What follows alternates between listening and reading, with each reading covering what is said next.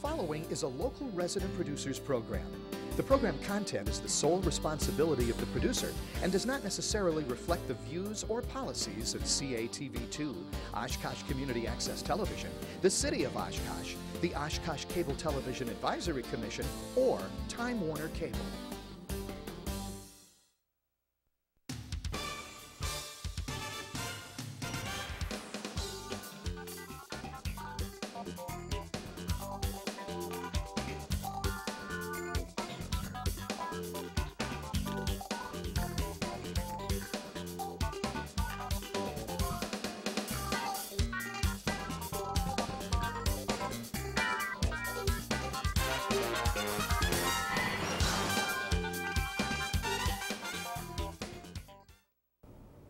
Hi everyone, welcome to Eye on Oshkosh. Cheryl Hentz here along with my co-host Dan Rylance, and as we've done in the last show, we're going to be interviewing at least one of the school board member candidates this time around, and then in the second half of the show we're going to be joined by Kathleen Lennon from the county board. She's on the Aviation Committee, and she's going to be talking to us about some of the things they're trying to do with the Wittman Field, the airport here in town. But for right now, we are very pleased to welcome Tom McDermott to the show. He's currently on the school board, and he is seeking re-election along with Ben Schneider II. There are 4 other candidates who are challenging these 2 gentlemen, and the primary election will be held on Tuesday, February 19th. The top 4 vote getters from that race will be going on to the general election, and that will be held on Tuesday, April 1st. So, Tom, thanks very much for being here. Welcome, Tom. My pleasure. Appreciate it. It's my pleasure. Is this the second term you're seeking, or the third? This would be the third. I'm finishing Okay, my second term That's now. what I was thinking, but I Right. wasn't absolutely certain. For those who may not be familiar with you, or maybe new people to the area, why don't you tell us and viewers a little bit about, who Tom McDermott is and why you're running for re-election again? Well, I get that question pretty frequently these days. But for those of you who might not know my background, I'm an attorney here in town. I've been a practicing attorney for almost 30 years now. I'm a partner at Steinhuber, Swanson, Mears, Marone, and McDermott here in Oshkosh. I've lived in Oshkosh for almost 23 years now. I grew up in Oak Creek, Wisconsin, which is one of the suburbs of the Milwaukee area. I went to Oak Creek High School, it's a public high school in Oak Creek. I went to Yale University in Connecticut to undergraduate college, graduated in 1973. Then went on to the University of Wisconsin Law School, where I graduated in 1978. Married, 2 children. Been married to Beverly for 35 years. We have 2 sons who both attended the Oshkosh Public Schools, both went to Webster Stanley Elementary and Middle Schools, and then on to North High School. My older son graduated from University of Minnesota in 2004, and my younger son is currently at UW Milwaukee in hopefully his last year. Appearance. Sort of on the 5-year plan, but that's fine. He's doing well. And Any more lawyers in the future? I don't think so. Actually, my older son is now working on his teaching certification. Okay. Actually, he's living in El Paso, Texas, and is working on that. And my younger son is working on a degree in computer science. Ah, okay. So. A booming field.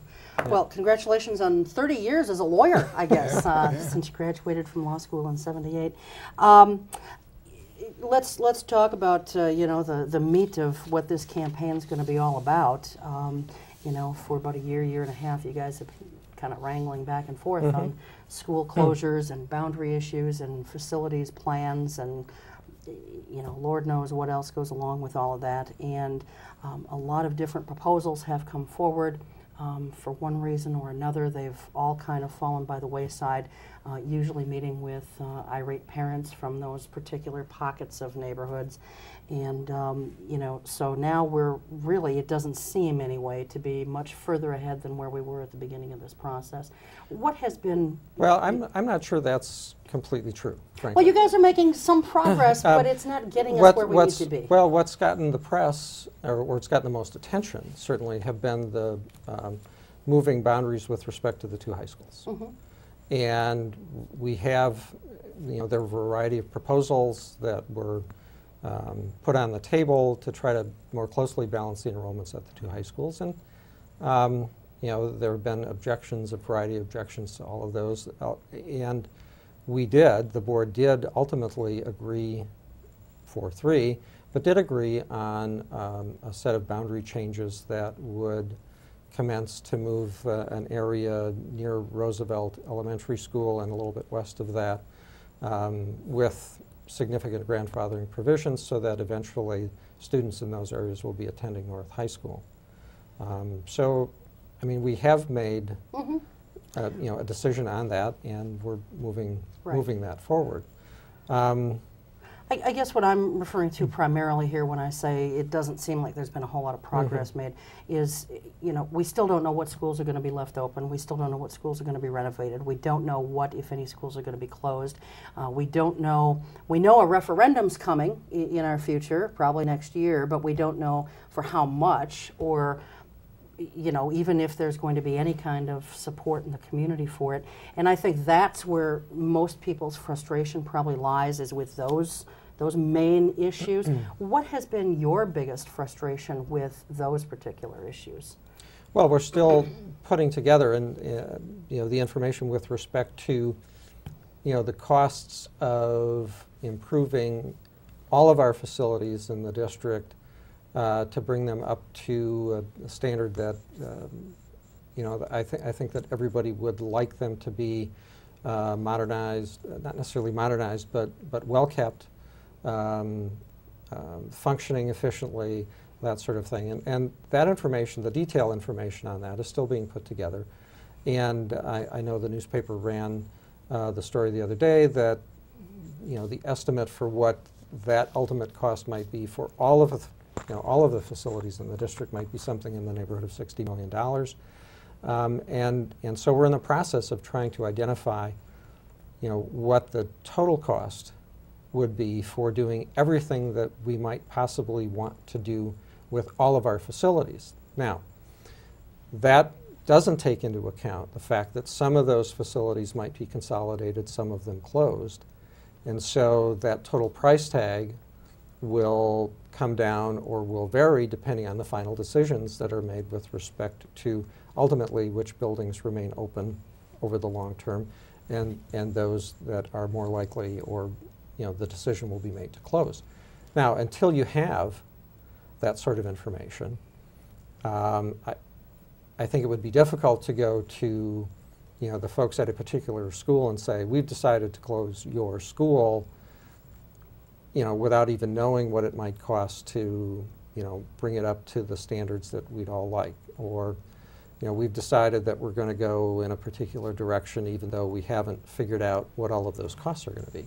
And people are constantly asking us to make sure that we've done our homework, to make sure that we have all that information and that we've adequately analyzed all that information to make a good decision about where we go with this. Now, the other thing is that what we're talking about doing, a facilities plan, will impact this district for 50 to maybe 100 years. If we build a new building, that building is going to be around and hopefully will be functioning for a long, long time. And so, if the process takes us a little bit longer, to gather all the information that we need and to sift through, all of the input that we're getting from members of the community, that may be somewhat frustrating, but I think it's worth doing. And I think we need to go, to take the time to try to come up with the best decision we can, because, we are going to be living with those decisions for a long time. Well, I respect that position. I see, we all read, I think most of us at this table probably read the letters to the editor, we read the Northwestern stuff, and some of the other blogs that are out there, and it just seems like, and if you watch the school board meetings, and I know you were there for them, these people come forward, and there's just a huge sense of frustration in the community, even though you guys are trying to do due diligence. It seems like the longer that this process goes on, the less respect the district and even Dr. Heilman are getting from the constituents.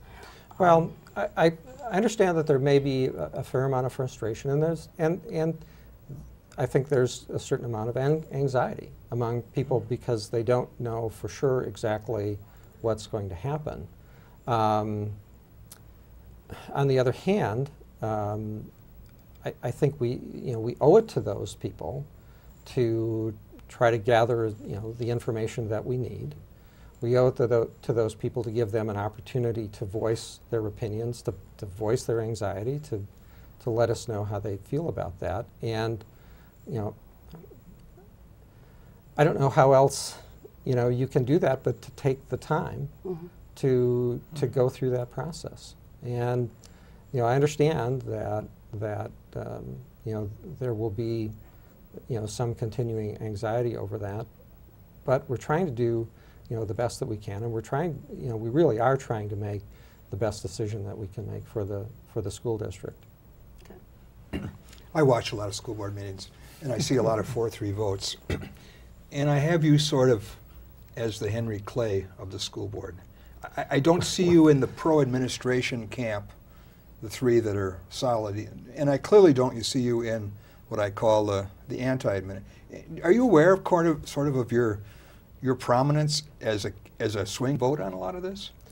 Well, maybe I'm putting words in your mouth, but I understand what you're saying, and I guess in the time that I've been on the board, I've always tried to approach each issue sort of independently, without trying not to come with too many preconceived ideas or preconceived positions that can't, that are just intractable.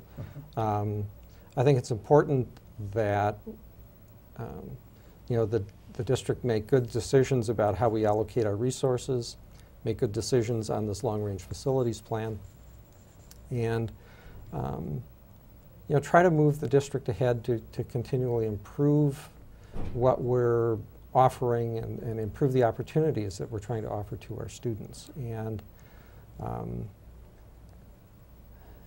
tackle each issue as it comes along, and try to find a solution that's reasonable, that a majority of people can agree on, and to move that forward. Clearly, though, of your record, and you should be proud of this, I think, your record is that you are not in either one of those camps, that a vote for Tom McDermott is really a vote for moderation and to look at each issue without preconceived scenery. That's your strength on the school board. Well, and that's the way that I've always tried to approach that, is to analyze each issue on its own merits, and try to make sure that we're spending responsibly, that we're spending wisely. Not necessarily that we should never spend any money, or that the budget or the tax levy, for example, should not grow than any given percentage. I think there are too many moving parts, too many complexities, both with respect to the state aid formula. It's too hard to predict exactly what we're going to get from the state every year, and what we get from the state every year depends not only on this district but on all the districts in the state, so that the increase in our property values relative to the increases in property values in all of the other districts, in large part, determines a lot of our state aid, and so a lot of that's out of your control. So I don't come at it with a preconceived idea that we're never going to spend more than a certain dollar amount or whatever, but we're going to spend what it reasonably takes to do the job. Yeah. At the same time, and I'm sure maybe you've read these and haven't, but Rickman's really been tough on the school board the past year. You are an incumbent. We've witnessed their indecision. We've heard their divisiveness. We've watched their petulance and their pettiness. We've watched them squander our goodwill. We've cringed as they pitted neighborhood against neighborhood. We've lamented the lack of leadership. The best thing this group could do now is to turn in their resignations before they do irreparable damage to the district. Your response to that as an incumbent who's running on your record? Unfair? Well, I think it's certainly overstated, a little overblown. I think, no, I think we're seeking to do and seeking to solve some very, very complex problems, complex issues. There are a lot of things that need attention in the district sort of all at the same time in terms of the physical plant, making sure that the buildings are maintained and kept up to the standards that we'd like. We're faced with the issue of the growing disparity in enrollments at the two high schools and trying to solve that issue not just by just sheer numbers, but to make sure that we're not doing it in a way that would in any way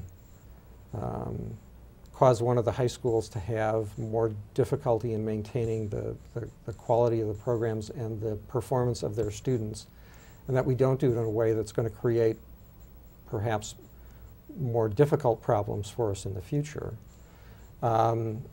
We also still have somewhat declining enrollments, so our budgets are getting tighter. We have now 16 elementary schools that we're trying to run and maintain, some of which have populations where you have only 1 or 1 to 2 sections per grade level, which has some built-in inefficiencies with respect to staffing. So we're trying to tackle all of that. We have middle schools that, in general, have excess capacity, that we don't have as many middle schoolers in grades 6 through 8 to fill the 5 middle schools that we have. So we have all of these things going on all at the same time, and it's a complex set of issues. It's a lot of different problems that all really need to be addressed. And so it is difficult. I mean, it takes time to come up with solutions that are going to fit together to try to address as many of those things all at the same time as we can. And if we're going to move that forward, it's going to mean that there are going to be some changes that will be made, whether it's grade configuration or the consolidation and closing of some of those smaller schools, some boundary changes for students, and it's a whole mix of things that understandably people are somewhat anxious about, in particular in this district where we haven't routinely made boundary changes, where we haven't routinely made grade configuration changes. So it's a lot to deal with. It's a lot to chew on. There's a wide variety of solutions that you could look at, and we have 7 people who have opinions of their own and have pretty strong personalities, and it takes some time and some public consternation to try to get through that. Well, and as frustrating as that may be, I mean, that's sort of the nature of the process. Sure. Well, given that there are some very strong personalities on the board, and one very strong personality for sure that is challenging for the school board, is there a way to ever set aside those personal differences and the personal politics and have 7 school board members who can reach some kind of consensus on where we're going to go from here, and then put forth a referendum that the voters in this community will be accepting of and buy into? Well, that's going to be really hard. That will be hard, and it'll be a challenge for all of us to keep focused on what's best for the school district, to keep focused on what's going to be best for the future of this school district in terms of the facilities and educational opportunities that we want to have available for our students. I really hope that that we can come together on somewhat of a, it may not be a total consensus. I'm not naive enough to think that given where everybody tends to be at this point, that we're going to find a solution that will please all 7 people. But I'm real hopeful that we can build a consensus of nearly all of the board members around a plan that will move the district forward. And again, we haven't made any decisions, and we haven't had any concrete proposals about specific dollar amounts for a referendum, or sort of in what form that might be, whether that's going to be one big referendum, or again, this is at least a 10-year plan, and this taking care of your facilities is a sort of a forever process. And I don't know whether what ultimately gets proposed might be more a series of steps along the way to take you from where we are today to eventually get you positioned where you eventually want to wind up, and it may not be like all happening immediately, but it may be a plan laid out in more steps. But again, that nothing specific has been proposed, and the team that's working on that and who's gathering that information will be sifting through all of that and making some recommendations, and then we'll have to wrestle with that. If a referendum were to fail next year, Tom, at any level, what does the district do then? What's its backup plan or its fallback position? Well, we'd have to roll up our sleeves and see if there are some things that we can do in the short run to, again, increase our efficiencies to try to as we have to balance our budget with declining enrollment, do some things that would allow us to reallocate resources without having to necessarily cut programs and services for students, but figure out a way to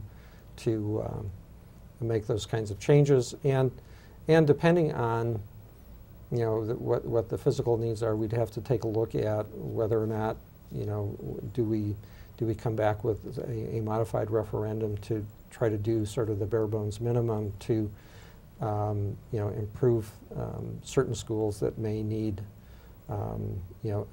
immediate attention. What's the time limit on coming back with a second referendum?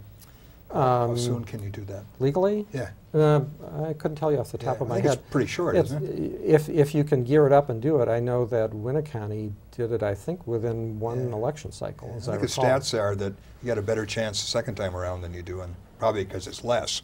But, Well, and it's also a function of effectively communicating exactly what the needs are and what the reasonable solutions are. Yeah. And, that's also a difficult process. You have to get out to a lot of people, and you have to have, clear information, and you have to effectively communicate it so that people, understand what it is that needs to be accomplished and I'd like to go to curriculum for a minute if I could. Sure. You've been on the board since, I think, No Child Left Behind was brought into the, or near. Heavy emphasis on math and reading, heavy emphasis on testing. A lot of critics say a downplaying of social studies and foreign languages and music and art. What's your assessment of how this is going in the school district, and are we over-testing? Well, in terms of the testing emphasis for No Child Left Behind is certainly on math and reading, sort of the basic reading skills, basic math skills. I haven't seen, though, any drop-off in our district in terms of the curriculum, in terms of sort of a de-emphasis or what about the French? Away. Did they drop that at the middle school or something, or not? Well, I don't think that really had anything to do with No Child Left Behind or whatever. It was more of an issue of the number of students who were choosing to take that lower enrollment course. Yeah. Oh, yes. Okay. That was the issue there, for sure. We have tried to reallocate some of the time at particularly at the middle school level to provide more effective blocks of time for reading and English literacy training and some math and science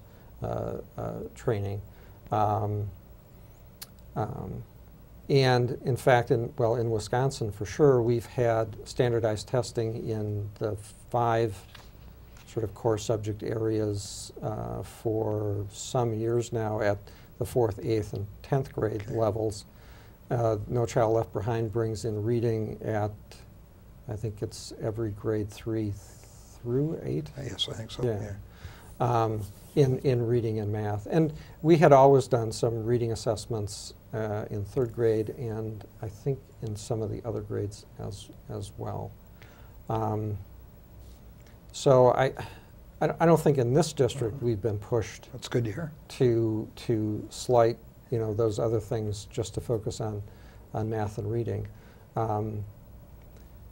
But reading is obviously very important.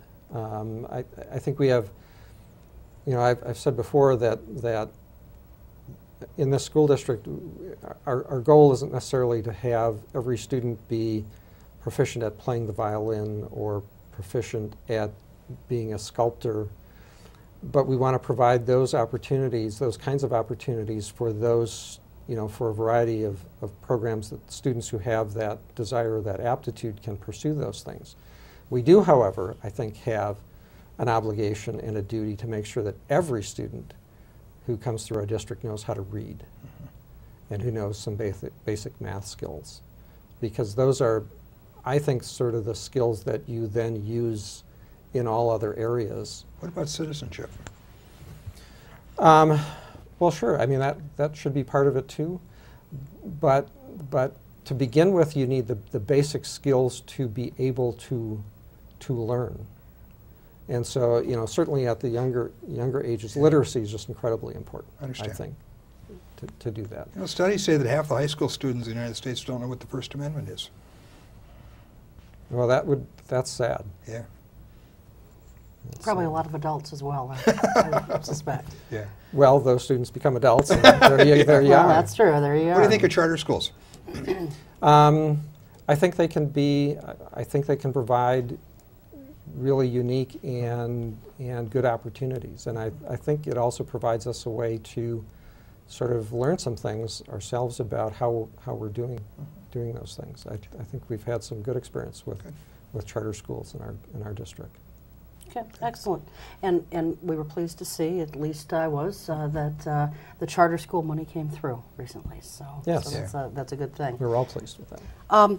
We're almost out of time. Why don't you take about 30, 45 seconds, look right into camera 3 there, Tom, and tell folks why they should cast a ballot for you on Tuesday, February 19th. Well, I'm running for re-election because I do believe very strongly in the importance of public education. And I want to participate, particularly in this school district, in the completion of our facilities planning process, because that's going to have, I think, hopefully some long-term positive, potentially positive effects for our school district, and I'd like to carry that process through. I've said before, and I'll say it again, when people are considering who to vote for, I think it's important that the voters consider not only where candidates stand on particular issues, but also to understand what sort of person that candidate is and how that person goes about conducting their business on the school board. And certainly in my case, having been on the board for 6 years, I hope that people will look at what I've done, how I approach problem solving. You know, ask yourselves, do you trust that candidate to make good decisions on your behalf? I've always tried to use a consistent, logical approach to problem solving. I've tried to listen to others, try to find a balance between competing interests, to try to rationally persuade others when I can, and compromise if it's necessary to achieve positive results. Again, I think those are the qualities that you would want in a board member, and I think I have those qualities, and I'd like to carry through and see that facilities process completed. So I'd appreciate your vote. All right, terrific. Thanks so much. Thanks, and, Tom. It's my pleasure. Hey. You know, Thank you. I'm sure you'll probably make it through the primary, and we'll have you back and do this again. Well, I hope so. All right, thanks so much. We're going to take a very short break. When we come back, we will be joined by Kathleen Lennon from the Winnebago County Board. She's also on the Aviation Committee, and we're going to be hearing about some of the things going on at the airport. So we'll be right back. We just escaped. I escaped I escaped by foot. and ran across a border. I couldn't practice my religion. I was put to work in forced labor camps. If I stay in Cambodia, I would have been dead by now. If you think differently, then you're an enemy. If you know how to read and write, you're dead. You speak your mind, you're dead. The only way to express what I wanted to do was to get out. I got to the country when I was about 14 years old. I was 20. I was 24. I came here with nothing. No money, no English. America stood for freedom, it stands for freedom, and that's what all my generation, young generation, wanted to be there. For the first time, I felt like I have a right to be on this earth. Here, you can do whatever you want to do. I love my life here. I feel at home. I'm free to do what I want. Freedom to me means my life.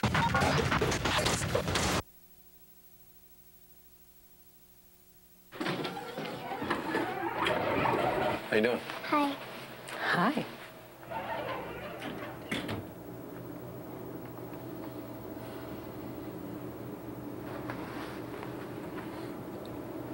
Have a nice day. You too. Thanks. If only child abuse were this easy to recognize.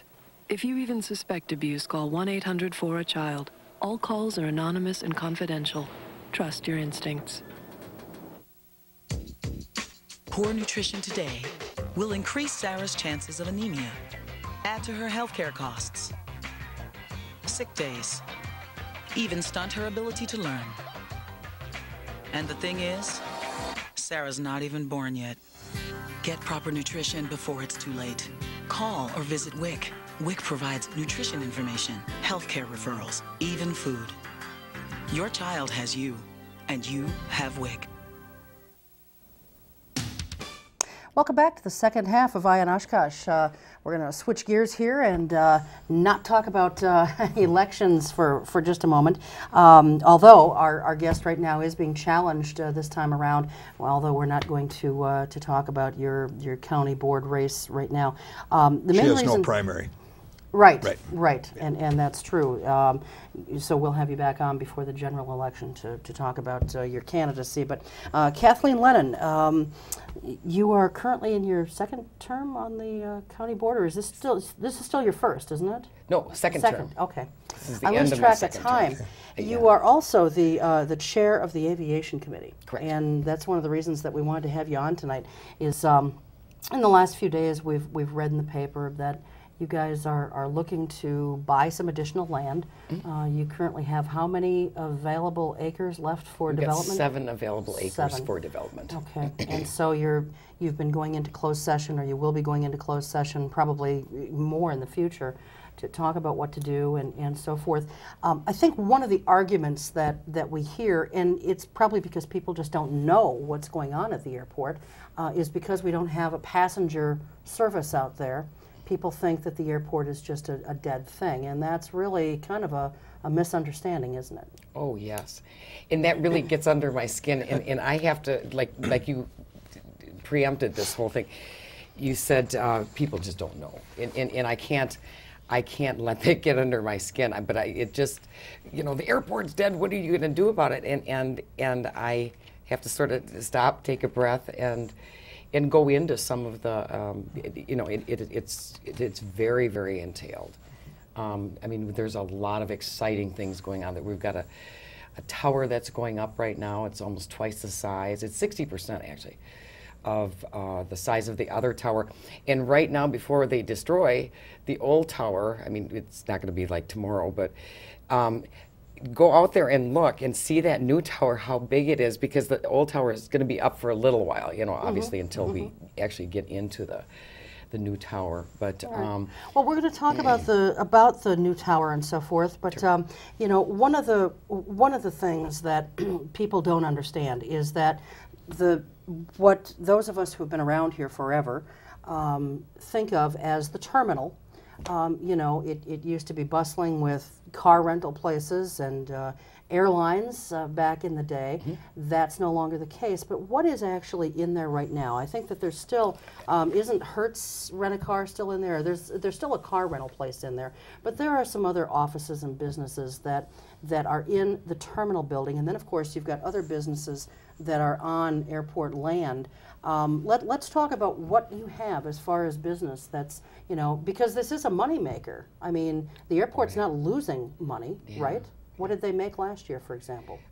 They made, as a matter of fact, I've got all that right here because I knew you'd ask me that. Oh, well. And I don't trust my, I don't trust my memory.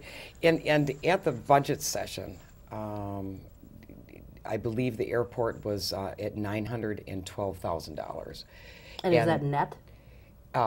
Yes, that was okay. At budget, and then income as of November 30th, 2007. So this is the exact, is $819, $201. $800 and some thousand. $819,000. $819,000. Okay. Excuse me. Not just $819. Yeah. That's got the decimal in there. And but Wittman Field, and I don't think a lot of people know this, but businesses at Wittman Field are directly responsible for 505 jobs, $32 million in wages and non-wage income per year, along with approximately $800,000 in direct, as I just said, tax revenue and almost $600,000 in lease payments per year. Additionally, business at Wittman Field indirectly influences the creation or retention of over 220 jobs and $9.2 million in annual income. We did a study, and this is just the higher points of this study that we did. We did a fiscal study, and we probably do this on the airport a little more than the other departments because people don't know. You know, you can't blame people for not knowing that. I think what's really interesting, and what I found interesting when I went back over this letter that I wrote, one of my voters that said, you know, was complaining about the airport and how it did not have carrier service and things like that. But this airport is 1,400 acres, includes 4 runways, 10 taxiways, 9 aircraft, parking aprons, airfield signage, fencing, airfield lights, navigation, communications, and of course lawn mowing and grass cutting and snow removal. We are responsible for the maintenance of 42 county-owned buildings at the airport. Now, let me count the people that are responsible for this. There's a director of the airport director. There's operations maintenance manager, there's 2, airport secretary, a mechanic, 3 maintenance workers, and 2 part-time custodians. Okay. That's all they do. All right. I looked at the county's website, and Hertz for sure is one that is in the terminal building. Are there other businesses located right in the terminal building? Yes. The Experimental Aircraft Association has a little bit of a thing that they rent in the terminal. Hertz Corporation, obviously, Greyhound. Destination Driving and Motorcycle School. He's a relatively new tenant, and he teaches people how to operate and get their license for driving motorcycles, which is very interesting. Well, I think the location at the airport is interesting. Yeah. But I mean, it's nice that you're able to utilize the space. And then, of course, you know, you have other. I'm sorry. Are there others that are right in the terminal building, or no? No. Okay. And then one thing that surprised me was the Hilton Garden Inn Hotel is actually on airport land. I was not aware of that, and I don't know that too many people really are. And when we talk about the revenue that we get from the leases, let me give you the commercial tenant leases first. There's Basler Flight Service, there's Orion Flight Service, there's Basler Turbo Conversions, there's New View Technologies, that's aircraft windshield and aircraft repair work, Fox Valley Technical College, that's flight training and mechanical training, Myers Aviation, aircraft repair and reconstruction, Aviation Services, which is a flight instruction, Sonics Aircraft LLC, that's Light Sport Aircraft Kits. And then we have another new tenant, and we're aggressively going after these tenants, these corporate tenants. Eagle Aviation, that's a light sport aircraft. They make light sport aircrafts. Our corporate aircraft based in Oshkosh are Oshkosh Truck Corporation. And this is interesting because Oshkosh Truck Corporation sort of abuts us to the east. And when they need to test a truck, they will rent one of our runways, and it's per hour, so it's getting there. They will rent one of our runways, you know, with permission and everything. We've got a contract and everything. Sure. But, you know, to test their trucks, which works out really well for us and very, very well for them, too. So that's interesting. A lot of people don't know that. There's a lot of little things that money-making things, too. But Lee Beverage, Alliance Laundry Systems, R&S Aviation, Pack Air, C.R. Meyer, Jan G. Aviation, Mark Aviation, and Wisconsin Department of Natural Resources rents some space there. Well, you know, I guess what impresses me about this is, you know, I'm a native of here like you are. I certainly miss the days when there's a passenger, you know, airline service there. That's long before you. Long before, yep. Yep, long before you came here, Dan. But you know, it's nice to be able to see someone taking a building that is no longer used for the purpose it was built and turning it into something, much like we've seen happen with the old Park Plaza, you know, mall, which is now called City Center. They've turned that into office suites and so forth. And you guys are generating between $750,000 and $1 million a year in net profit, if you will, for the county. And that's one of the reasons why I wanted to have you on the show, is to talk about these things. Now, you guys are looking for additional land. How much more land are you looking for? And would it be something that would be added on to the terminal, or is it just going to be land that would be standalone land and then developed? Or have you not thought that far ahead? We're always thinking far ahead because we're, like I said, we're aggressively, you know, going and trying to get in new. The commercial tenants are the ones, and these guys are, you know, Sonics Aircraft. They're true entrepreneurs. I mean, these people, and they're so proud. I mean, when we have, you know, county board tour and we come into their facilities, they're so gracious, and it's just a really nice aura when you go on the airport. Everybody's excited. Everybody's making money. The jobs are, you know, it's just a nice place to be, really. And I don't think people realize that the county-owned land, you know, you have those big new hangars. C.R. Meyer's got a lovely hangar. I mean, Orion just built a new hangar. And of course, the ones that are sitting there, Orion, Basler Turbo, New View Technologies, they build these beautiful hangars, and then it's 13 cents a foot every month on a monthly basis that the county gets in revenue because it's a land lease. It's a type of land lease. So chances are you're not going to be adding on to the terminal as it stands today. Correct. It would be new buildings that you'd be putting up and leasing out. Correct. And on 20th Avenue, I wish we had a thing of the airport I could just show you. But on 20th Avenue, that's where we've got the 7 acres. But south of the airport or east or west, we're always looking at, there's a lot of little plats. Once again, I wish I could be pointing to them and, you know. What direction, Kathy, is the land from the terminal on 20th? Just to, we're going... south. Okay. Directly south. Some of it's due east, some of it's due west. Is and it I don't contiguous together? I mean, is...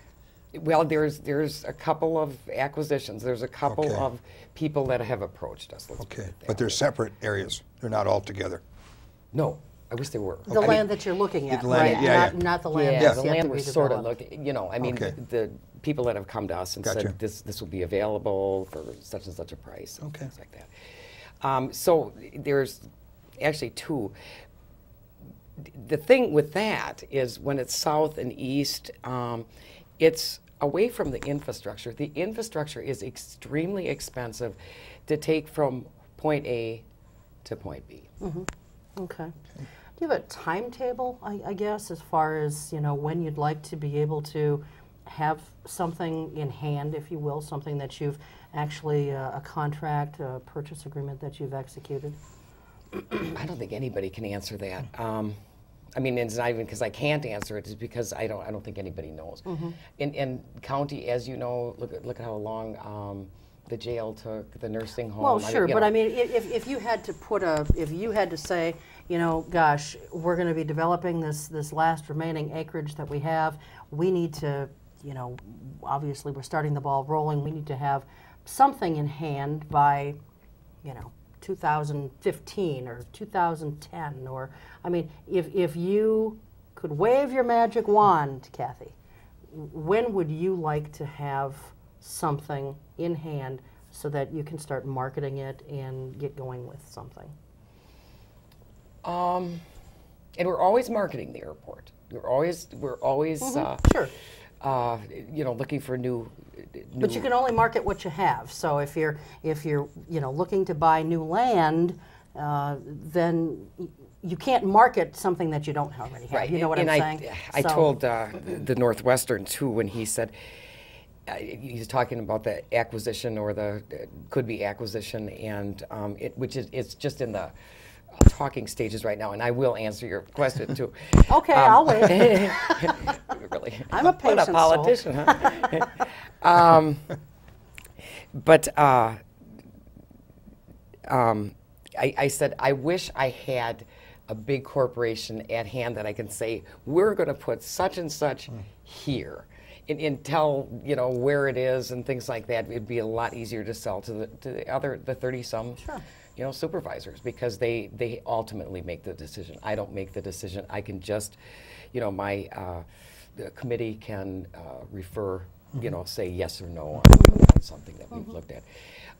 I would think realistically a year and a half at the very most. Okay. A year probably at the least. Can you tell us what this land is worth per acre? No, because that's sort of here I'm a realtor too. Right. So. That's why I asked the question, Kathy. You know, do I put my realtor hat on, my politician hat? What do I do? That's going to be, and that's probably I know you're gonna going be a into a catch private, point. but you know, can you give me just a ballpark figure? What? No, okay. Because that's so negotiable, okay. and I think we're probably, if anything, backs this up or makes it take a little bit longer, sure. Okay. it's probably going to be price. Probably going to be price. Okay. Clarification on Greyhound. Now, my understanding, I've been out there, is there is no person in that building for Greyhound. All you do is you buy a ticket when the bus comes. Is that correct or incorrect? That's correct. Okay. And they were in and out a couple of times last year, and Peter would be able to really give you that history. I think you just wait for the bus and you deal with the bus driver. There's no one inside anymore. Correct. Okay, thank you. Where there used to be. But then they took Greyhound away from us and put it on like sort of South Park and 20th by the I didn't know that. The laundry facility, Okay. Alliance Laundry Facility. And then they came back for some reason. So I don't know what that So was. if you want to catch a Greyhound bus to go to Madison or Milwaukee, Correct. you still go to the airport. You still go to Wittman Okay, Field. all right. Thank And you. everything's done so much online now. I'm not True. sure if that maybe had something to do with it Right. too. So. Yeah, I think a lot of people are probably buying tickets Sure. online, and you know, I Yeah. mean, you can do that with everything these days. Sure. Air traffic control tower. You'd mentioned it before. Yeah. Did any county money factor into this, or was this all Yes. federally funded? No, it's the county money did come into it, and I've got all of those. I don't trust my memory. All right. So what portion was county? One portion was federal, even though it all comes out of all of our pockets. Yeah, 100% was funded by FAA. Okay. Completion and commission day estimated fall 2008. Okay. And we were talking about in our closed session, which we didn't have to talk about that in closed session, but we did, because we had a little bit of time, but, and I can tell you about this, but we're going to have some type of an open house for the community. They're putting up, they've got a boom crane, it's real interesting. You see, I love construction, so you'd probably be like, oh my God.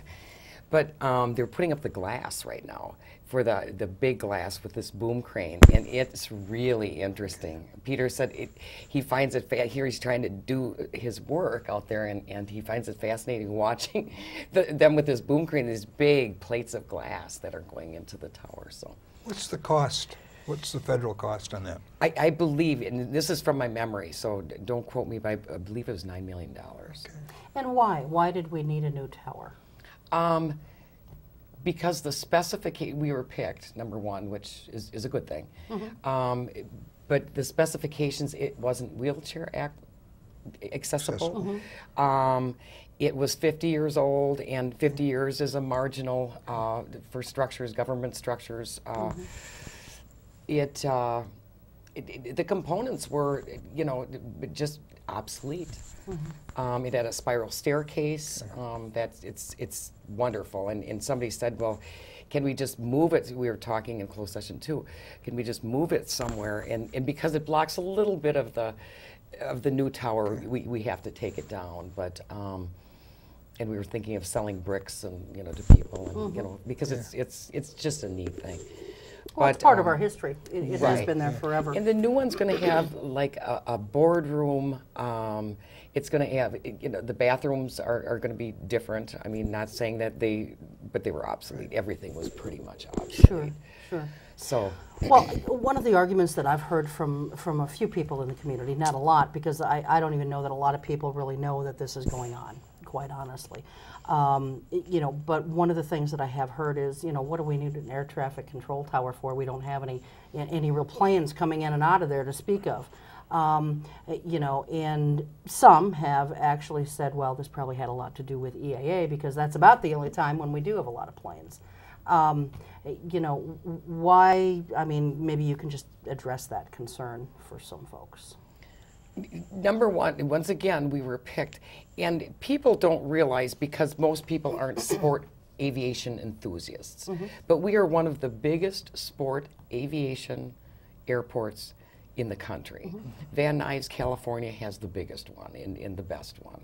And of course, our weather doesn't permit a whole, year round, but we really are one of the biggest and best sport aviation airports. So we have a lot of landings. Just in that, the open session, I think there was 3 or 4 landings. And people, and this is our committee that's very, very surprised at this. And I wanted to get how many airplanes touchdown per day or per year or per month, and I couldn't round that up. So, that's okay. And I'm sorry, but it's surprising. It surprised me. It surprised the committee members too. So. Okay, all right. Follow up on Cheryl's thing. Why did you get it? Isn't transportation one of Congressman Petrai's main committee assignments in Washington? Yes. Yeah. This isn't an earmark, is it? You know what I mean by earmark? Yeah. Yeah. I don't know. That's a yeah. that's something to think about. Yeah. I mean, he does take care of his district, and transportation is one of his major committee assignments. Yes, it is. Yeah. Okay. The talking about things that are almost completed and so forth, the county's nursing home, the new Parkview, is nearing completion, and you were, I think, the only person on the county board at the time to vote against it. Yeah. You still maintain that you voted correctly? Well, and the reason I voted the way I did is, and I didn't think I'd be alone, but I was, and you know what? So what? Is because I think they had, I think they had some viable options, some viable money-saving options that they didn't give enough time to, and that's all. I mean, I got criticized. You don't like old people and handicapped people. And I said, oh, that's not the case. I just thought we could save the county some money. And the other supervisors, which they rule, just like if they throw out this land acquisition, then I've got to respect that. I've got to respect my colleagues. Have you been through the building? Yes. Yeah. What's it like? And we were through in fall. It's bright. It's very bright. It's got they've utilized a lot of the windows. That park-like setting out there it's just beautiful. It is truly beautiful. Mm-hmm. My supervisor said I'm going to get a tour next week, so I'm looking forward to it. Oh, really? Yeah. Bill Wingren, he always... Oh, Bill Wingren, yeah. What will be done with the existing Parkview? That I'd hate to quote this because I'm not really sure. There's going to be one building that's going to go down, and the next building is going to be Parkview's. Is going to be used for administrative buildings. I don't think they know, but one building's coming down, the other one is not. Okay, so there will be some use for at least a portion of Yes. the pavilion area or what have you out there. Correct. Because I know the county, like so many government entities, is always running out of space at one time or another. So, one other thing, you had mentioned it's to my me. neighborhood. What's happening with the property, the church on Evans and East Parkway? Is that progressed? Yeah, it's going to close next Oh, it is? Tuesday. Okay. Yeah, it's closing next Tuesday. So by the time this show airs, it will have closed. Okay. Correct. Okay. Yeah. Yeah. I'm really excited about that. That's sort of a pet project of mine. I've spent a lot of time on it. I almost bought that house 9 years ago. Which house? The house, the parish house. Oh, okay. You know, I wanted it separate, and I ended up a couple blocks west on East Parkway. It was in much better shape then than it is I'll bet now. it was. Oh, it was beautiful. And it's really not bad. Really? It's It doesn't just look good from the cosmetics, outside. Yeah. Yeah. Yeah, and we've got to do a lot of work on it. So close to the church, that was one thing that... So the people that bought all 3 buildings, right? Yeah, we bought Yes. all 3 buildings. They're the solutions. Yeah. Yes. What happened to the tenants? I assume that are they out, the Black Church? Yes. Yeah. Yes. Have they got another place to go? They're on 9th Street Are they? because they put their signs up, Oh, you I know, didn't know that that. we'll have church at, you know, such and such a time. Okay. and So on 9th they're Street. somewhere else. Yes. All right. So far, a happy ending. Now, if Yeah. once the recovery center gets in there, they can work cohesively with the neighborhood. I think it'll be a happy We've ending got a for everybody. liaison officer that we're already assigned to, and we've fielded some phone calls already that have been wonderful. I mean, it was just fear, you know, unfounded or not. Fear's fear, and Sure. we'll address that. And it seems like a pretty nice neighborhood, actually. I mean, you know, the more we're around there, and you know, people come and talk to us. I think good that's neighborhood. just Well, and you know, no matter what side of the fence you fell on with that issue, it's, I think, refreshing to see people so concerned about their neighborhoods. Absolutely. And what goes in them. And you know, if we had more of that in today's society, maybe we wouldn't have some of the problems or issues that we do. Right. And those buildings are going to be saved and made better. Absolutely. You know. Yeah, we've got plans for the inside of that school, and I mean it's exciting. Any new project, an improvement project is exciting. What'd you think of the night of the council meeting, whether that was going to go or not? Gut feeling. Darren Birch and I have worked so closely together through the years. He said at the break, he said, "Kath, I don't think it's going," and I said, "I don't either." And then it went back and forth. It was like a ping pong game or something. And then finally, it was the vote was unanimous, wasn't it? The vote was unanimous. Didn't expect that. It wasn't 4-3. It No. wasn't 3-4. It wasn't, I was just, there was a lot of real happy people, because that's probably going to help thousands of people. That community center. That's the only, description we have, if you will. Sure. Just very, very briefly here in the minute and a half or 2 minutes that we have left, Joe Mail, longtime county board supervisor here in Winnebago County, turned in his nomination papers at the beginning of the month. Only had a few more signatures than the 50 he needed. His challenger challenged some of the signatures, and he's lost 4 of them, and now he's lost his place on the ballot. Those are going to be some big shoes to fill. I mean, he may mount a challenge. I don't think it's going to be successful, and he may do a write-in campaign, and I don't know how successful that may or may not be. But he served on more than 10 committees. Did he not? It was 11. I just counted before I came here, because you asked me, and I thought, I'm going to count, because I had the book open to Joe. Yeah, I didn't have the book when I was talking to you earlier, but I knew that over the years it had been a lot of different committees, and just at present time I knew it was a lot. Those are some big shoes to fill. Yeah. You know, those are some big shoes to fill. All right. Well, very good. Well, hopefully it'll work out best for him no matter what. And we're going to have you back on when it gets to be campaign time. And in the meantime, thanks for coming on. Thank you, Kathleen. Nice meeting Thank you. you. Telling nice us about meeting the airport and so forth. We will see you next time. Until then, take good care. Keep your eye on us. We've got our eye on Oshkosh.